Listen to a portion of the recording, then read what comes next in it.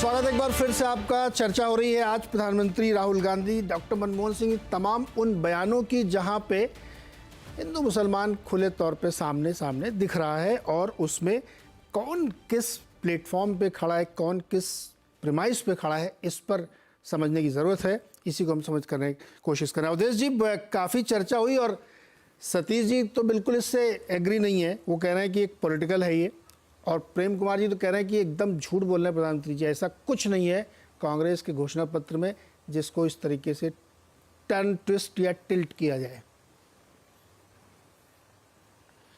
अब देखिए, प्रेम कुमार जी ने प्रेम प्रकट करने का एकदम एक शानदार तरीका विकसित किया है गर्जना तर्जना में, और उससे ऐसी ही ध्वनि निकलती है। अब जहां टिप्पणी करनी होगी की जाएगी। वीर रस के कवि सम्मेलन में इसी प्रकार से गर्जनाएं होती हैं। हालांकि मैं बहुत रेस्पेक्ट करता हूं, बहुत पढ़ते लिखते हैं और बहुत तार्किक बात रहती है, उनके साथ बहस करने का आनंद भी आता है। अब मैं देखिए, ऐसा है सतीश जी, मैं किसी पर टिप्पणी करूं उसकी बजाय मैं अपनी बात कह रहा हूं।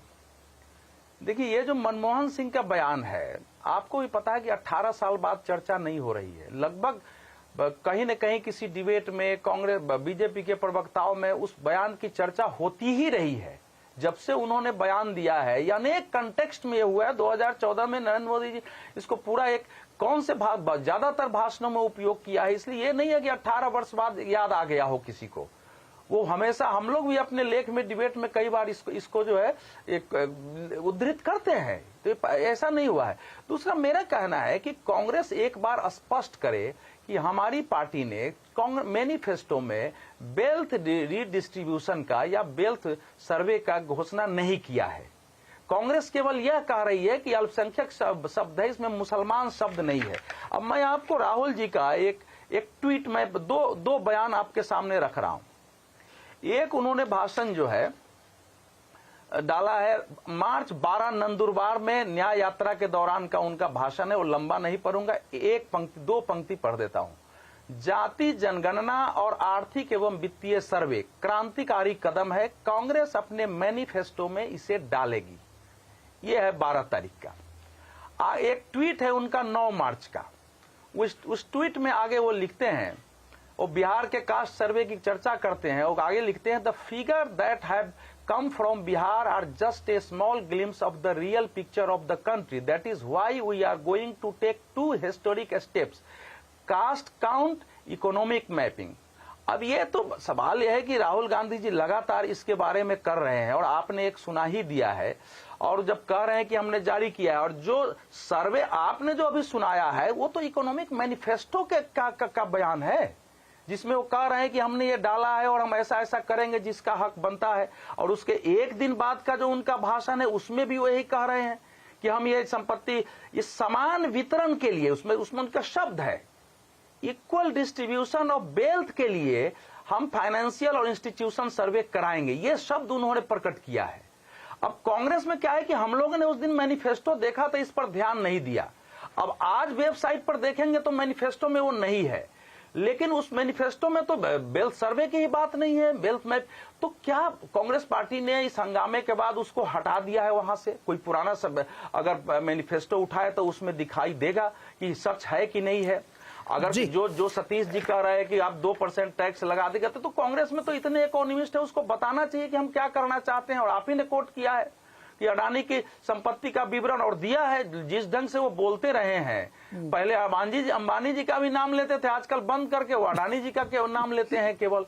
तो जिस प्रकार की भाषा बोल रहे हैं, देखिए इस समय मैं बार बार कह रहा हूं कि इस देश में जो अल्ट्रा लेफ्टिस्ट थे, देखिए लेफ्टिस्टों में धीरे धीरे कुछ प्रैक्टिकल लोग, लेकिन अल्ट्रा लेफ्टिस्ट और अल्ट्रा सोशलिस्ट, मैं बहुत करीबी रहा हूं उनके, जिनको इस देश की जनता ने राजनीति, खासकर चुनावी राजनीति में नकार दिया, तो नकारे गए, ठुकराए हुए लोग इस समय राहुल गांधी और उस परिवार के इर्द गिर्द जो है उनके पॉलिसी के निर्धारक हैं, उनको सुझाव दे रहे हैं।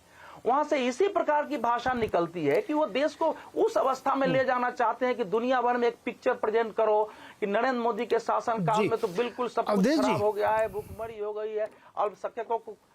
अवधेश जी, मैं तो ये कह रहा हूँ कि कोई अधिकार ही नहीं। मैं आपको मान लीजिए घोषणा पत्र में नहीं भी लिखा है तो राहुल जी ने बोल दिया ना, जैसे प्रधानमंत्री जी ने घोषणा पत्र के अलग बोला 3 करोड़ घर बनाएंगे, वही तो मैं कह रहा हूं। उसमें कभी उन्होंने ये डिस्प्यूट नहीं किया कि हम नहीं बनाएंगे। राहुल जी डिस्प्यूट कर रहे हैं कि नहीं हमने ऐसा नहीं कहा, वैसा नहीं कहा। अब बोल दिया तो मान लो कि भाई हमने बोला। नहीं बिल्कुल मैं बात नहीं, वो जो बयान आपने है वो बिल्कुल घोषणा पत्र जारी होने के दिन का है, उसके एक दिन अगले का है। और मैं बता रहा हूं कैसे आपको जाता है कि अल्पसंख्यकों को, मैं एक पंक्ति पढ़ रहा हूं, 5वां बिंदु है अल्पसंख्यकों वाले में। भारत को अपनी पूरी क्षमता का एहसास कराने के लिए अल्पसंख्यकों का आर्थिक सशक्तिकरण एक जरूरी कदम है। चलो ठीक है, यह सुनिश्चित करेंगे कि बैंक बिना किसी भेदभाव के अल्पसंख्यकों को संस्थानक ऋण प्रदान करेंगे। भाई सबको ऋण क्यों नहीं प्रदान करेंगे bank? Schedule caste schedule tribes को क्यों नहीं करेंगे? पिछड़ों को क्यों नहीं करेंगे? और आगे जो इसमें एक पंक्ति है जो मैं बार बार चाहता हूं, कांग्रेस यह सुनिश्चित करेगी कि प्रत्येक नागरिक की तरह अल्पसंख्यकों को भी पोशाक, भोजन, भाषा और व्यक्तिगत कानूनों की पसंद की स्वतंत्रता हो। जी, पर्सनल लॉ की बात हो रही है भोजन को, तो ये सब अलग से जब आप देते हैं तो इसमें संदेह प्रकट होता है। भारत अगर 20-22 करोड़ इस देश के मुसलमान विकसित हुए बगैर ये देश प्रगति नहीं कर सकता है। अगर लेकिन पिछड़े और गरीब लोगों को आर्थिक मदद मिले उनके कामकाज के लिए, तो ऐसी तो योजनाएं केंद्र स्तर की बहुत चल रही हैं, खूब पैसा उसमें बट भी रहा है, लोग ले भी रहे हैं। सतीश जी एक क्विक कमेंट, उसके बाद मैं दिलीप जी के पास जाऊंगा। क्विक कमेंट आपका। नहीं, मैं तो इतना ही कहना चाहता हूं कि भाई देखिए, अगर कास्ट और इकोनॉमिक मैपिंग की बात की गई तो ये भी कोई नई बात थोड़ी ना है। और मान लीजिए कि आपका जो संवैधानिक ढांचा है और सबकी नीतियां हैं, इंक्लूडिंग प्राइम मिनिस्टर मोदी की नीतियां, वो कहते हैं कि कोई भेदभाव नहीं करते। मोहम्मद शमी के को लेकर के कोई सभा में उसकी तारीफ भी करते है कि नहीं? तो भाई कम से कम चलिए, एक चीज तो हुआ कि बड़े बड़े विद्वान इस देश के पप्पू को थोड़ा सीरियसली लेने लगे और एक पार्टी जो एकदम बिल्कुल हाशिए पे है उसकी मैनिफेस्टो पर कुछ चर्चा करने लगे। और देखिए भाई, मैं तो बिल्कुल प्रोपेगेंडिस्ट नहीं हूं, 100% नहीं हूं। मैं बहुत सारे कांग्रेस की नीतियों का मैं व्यक्तिगत रूप से विरोधी हूं, लेकिन इस बात का बिल्कुल मैं पूरे देश में मैं तो कहूंगा कि प्रधानमंत्री जी को इसमें आगे बढ़ के काम करना चाहिए कि अगर वो सत्ता में आते हैं तो मेरा ऐसा मानना है कि जो आरोप उनके ऊपर लग रहे हैं कि उनके काल में धन का ध्रुवीकरण हुआ और इनइक्वालिटी अंग्रेजों के जमाने से भी ज्यादा इस वक्त हो गया, तो उस पर ध्यान दिया जाए, ये सबके हित में है जी। और माइनॉरिटीज की बात जब हम अगर आज करते हैं तो माइनॉरिटीज की बात तो वो अब तक जो पार्टी को वोट बैंक है वो करता है। बहुत सारी चीजों पे हम विरोधी है। हम तो कहते थे कि कांग्रेस वालों को राम मंदिर के इसमें जाना चाहिए, सारे लोगों को जाना चाहिए। जी सतीश जी मैं आऊंगा दोबारा, आपके पास समय मिलेगा तो। एक तो आपने पप्पू कहा, सर बुरा मान जाए कांग्रेस वाले, मैं कोट एंड कोट इस वर्ड को उधर रखता हूँ, नहीं गुस्सा हो जाएंगे सर, समझो आप। दिलीप जी पंच कर दिया जाए। दिलीप जी देखिए, आजादी के बाद से अब तक लेकर के, सर एक सवाल रख दूं खाली, उसके बाद बोलिए। सवाल रख दूं सर, दिलीप सर सवाल रख दूं, उसके बाद बोलिएगा। टाटा बिरला, गोयनका, मित्तल ये सब बने हैं ना, तब भी सत्ता का पैसे का ध्रुवीकरण होता रहा है। एक ज़माने में टाटा बिरला को बहुत गालियां दी जाती थी, गोयनका साहब को बहुत गालियां मिलती थी, अमीर अमीर अमीर है। अब आजकल अडानी अंबानी, अब अंबानी को छोड़ दिया, अब खाली अडानी के पीछे पड़े हुए हैं। तो ये तो इकोनॉमिक स्ट्रक्चर जो हमने देश में बनाया आज़ादी के बाद, उसका एक परिणाम है। इस पर तो एक बहुत अलग से डिटेल हो सकती। खैर आप जो कह रहे हैं सर उसको कंटिन्यू करें। जी मैं ये कह रहा हूँ नीरज जी कि देखिए, कांग्रेस हिस्टोरिकली क्या पार्टी है। कांग्रेस भारत में खासकर के इकोनॉमिक पॉलिसीज के मामले में यथास्थिति की पार्टी है, सेंट्रिस्ट पार्टी नहीं है अय्यर साहब, ये प्रो बिजनेस पार्टी है हिस्टोरिकली। मतलब शेख सरिया, हिम्मत सिंह का, बजाज, बिरलास, ये सारे कांग्रेस के फाउंडेशन में है, उसकी नींव में है। और ये पार्टी जो एंटरप्रेन्योरशिप है, इंडिविजुअल एंटरप्राइज है, इसको आगे बढ़ाने वाली पार्टी, इसकी एक हिस्टोरिकल लिगेसी यहाँ से आ रही है। कांग्रेस, आप गांधी और बिरला को, मतलब दोनों के बीच में को आप डिटैच नहीं कर सकते हैं, उन सारे रिलेशनशिप्स को, बजाज और इन सब को। उसके बगैर आप वर्धा का आश्रम कहाँ बन रहा है बजाज के बगैर? तो ये एक हिस्टोरिकली कांग्रेस इस देश में प्राइवेट एंटरप्राइज को सपोर्ट करने वाली पार्टी रही है। कांग्रेस ने अपनी डीएनए को बदलने की कोशिश की है जब वो लेफ्टिस्ट टर्न लेती है, खास करके जब वो सत्ता के बाहर रहती है और उसको लगता है कि हम अगर कोई लेफ्टिस्ट रेटरिक में जाएंगे तो हमारे पास लोग वापस आ जाएंगे। आपको मैं देखिए राहुल क्या बोल रहे हैं, घोषणा पत्र में क्या लिखा जा रहा है, ये रेटरिक है, ये वक्तव्य है, भाषण है जिसको कि बहुत बदला जा सकता है। आज बोला गया कल को नहीं किया जा सकता है। कांग्रेस ने जातीय जनगणना का समर्थन किया था, जब उनको मौका आया 2011 को तो उन्होंने कास्ट सेंसस के अंदर कास्ट वर्ड इंक्लूड नहीं किया। लेकिन कांग्रेस का रियल एक्शन क्या है मैं बता रहा हूं आपको। 2011 में पार्टी सत्ता में है और पार्टी क्या है, लिगेसी है बिजनेसमैन की। लेकिन कांग्रेस करती क्या है कि भट्टा परसौल में, हम नोएडा में जहां बैठे हुए हैं यहां से मुश्किल से 50-60 किलोमीटर दूर एक एक्सप्रेसवे बनता है दिल्ली से आगरा, और उसका एक्सटेंशन है कि वहां से लखनऊ होते हुए वो पूर्वी यूपी तक जाएगा। आज की तारीख में एक आदमी दिल्ली से उठता है और सोचता है कि पटना मुझे बस से जाना है तो जा पाता है। राहुल गांधी उस समय क्या करते हैं, भट्टा परसौल में जाकर आंदोलन करते हैं और इस पूरे यूपी के विकास का जो सबसे बड़ा प्रोजेक्ट है उसके खिलाफ वो खड़े हो जाते हैं और वहां पर 2 लोग मारे जाते हैं। तो ये जो लेफ्ट की तरफ स्विच है ये सिर्फ बोलना नहीं है। और देखिए ये जो पूरा काम है, भट्टा परसौल उस बीमारी का नाम है जो जिसको ने कांग्रेस को पकड़ रखा है कि हमको प्राइवेट एंटरप्रेन्योरशिप का विरोध करना है, हमको कुछ ऐसा करना है जिससे कि शॉर्ट सेलर्स भारत के बिजनेस को खराब कर दें, भारत का नाम ग्लोबली खराब हो, प्राइवेट इन्वेस्टमेंट ग्लोबल इन्वेस्टमेंट ना आए। तो ये एक्चुअली दुनिया में डेवलपमेंट का अब एक ही मॉडल है। ये नहीं हो सकता है कि आप संपत्ति का बराबर बंटवारा कर दें। अगर ये करने जाएंगे तो कोई आदमी धन का संचय नहीं करेगा, और धन का संचय अगर प्राइवेट एंटरप्राइज खत्म हो जाता है तो वो जो एक एनिमल स्पिरिट होती है, मैं ज़्यादा से ज़्यादा पैसा कमाऊं, और इस क्रम में वो बहुत सारे लोगों को एम्प्लॉयमेंट देता है, ये पूरा चेन और पूरी प्रक्रिया रुक जाएगी।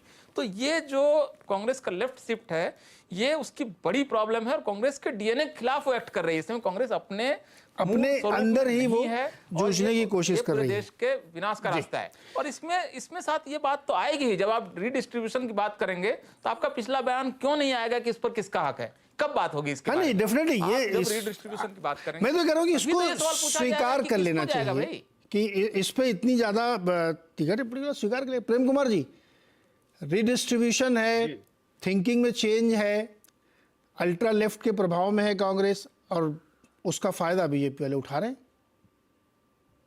सबसे पहली बात तो हमें कहा जा रहा है कि भाई उस बात को स्वीकार कर लीजिए जो हुआ ही नहीं। भाई मनमोहन सिंह ने मुसलमानों को दे देना चाहिए, देश का पहला हक है, ऐसा कहा ही नहीं था, लेकिन हमें कहा जा रहा है कि स्वीकार कर लीजिए। ऐसा नहीं कहा था, वो तो सब जगह लिखा हुआ है सर, वीडियो बाइट है उसकी।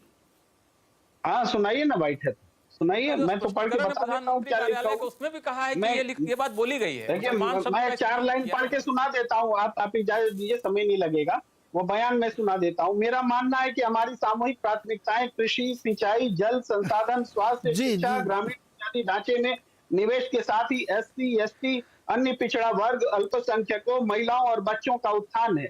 हमें ऐसी नई योजनाएं बनानी होगी जिनसे अल्पसंख्यकों, खासकर मुस्लिमों को विकास में समान भागीदारी मिल सके। देश के संसाधनों पर उनका पहला हक होना चाहिए। ये है स्टेटमेंट। इसमें कहाँ लिखा हुआ मुस्लिमों को, मुसलमानों का सबके लिए नहीं सर, नहीं, सबके लिए लिखा, उसमें महिलाएं भी हैं, OBC भी हैं, SC भी है, ST भी है, सब लोग हैं। तो इसलिए झूठ नहीं, एक minute Prem Kumar ji, 1 second, Prem Kumar ji 1 second रुक जाओ खाली। उनका कोई पिछड़ापन रहा है क्या? उनके साथ छुआछूत हुई है क्या? उनको मस्जिद में जाने से कोई रोकता है क्या? ऐतिहासिक पिछड़ापन है जिसकी वजह से उनको संसाधनों पर पहला अधिकार होना चाहिए? और कॉन्स्टिट्यूशन में कहां पर लिखा है कि मुसलमानों को उनका पहला अधिकार होना चाहिए? बराबर अधिकार बोल सकते हैं जी प्रेम जी, का संसाधनों पर बराबर अधिकार होना चाहिए, लेकिन मुसलमानों का संसाधनों पर पहला अधिकार होना चाहिए। ये मुसलमानों का कॉन्स्टिट्यूशन में फ्रेम में यही ट्विस्टेड बात है। ये सिर्फ मुसलमानों के लिए नहीं कहा गया है, ये साफ तौर पर SC, ST, OBC, अल्पसंख्यक, महिला, बच्चे और अल्पसंख्यक, और उसमें खासकर मुसलमान लिखा हुआ है, अल्पसंख्यक लिखा हुआ है। पंक्ति आपने खुद पढ़ी है सर, पढ़ी है, लेकिन सबके लिए है। अल्पसंख्यक खासकर मुस्लिम लिखा हुआ है। ये एक नैरो माइंड से सोच करके पूरी तरीके से नहीं, प्रेम कुमार जी, आप जो है ना वो वाला स्टेटमेंट पढ़ रहे हैं जो दूसरा है।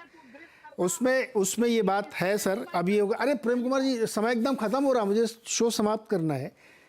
अब देखिए ये किसको क्या फ़ायदा हुआ, क्या डिस्कोर्स बनेगा नहीं, लेकिन इसी कुछ दिनों में, महीने 15 दिन में ये डिस्कोर्स इस देश में चल रहा है कि अगर बहुत गरीबी है और बहुत सारे लोग संपन्न नहीं है या वो बहुत आर्थिक तंगी है, तो क्या हमें एयरपोर्ट की ज़रूरत है? ये डिस्कोर्स चल रहा है। क्या हमें हाईवेज़ की ज़रूरत है? बहुत पढ़े लिखे लोग इस तरह की चर्चाएं कर रहे हैं। ये सोचने वाली बात है कि इस तरह के जब डिस्कोर्स होने लगे कि हमें सड़कों की ज़रूरत है क्या, हमें एयरपोर्ट चाहिए क्या, हमें बहुत बड़े बड़े ब्रिजेस चाहिए क्या, हमें वंदे भारत चाहिए क्या। और मैं ये बहुत गुस्से और दुख के साथ कह रहा हूँ कि एक चर्चा में मैंने ये सुना, एक बहुत पढ़े लिखे पत्रकार ये कह रहे थे कि वंदे भारत में लोग पत्थर इसलिए मार रहे हैं क्योंकि वो बैठ नहीं पा रहे हैं। आप सोचिए किस तरह के नैरेटिव और डिस्कोर्स इस देश में बन रहे हैं, इसलिए दिक्कत होती है सर। बहरहाल बहुत बहुत शुक्रिया आप सब लोगों को जुड़ने के लिए।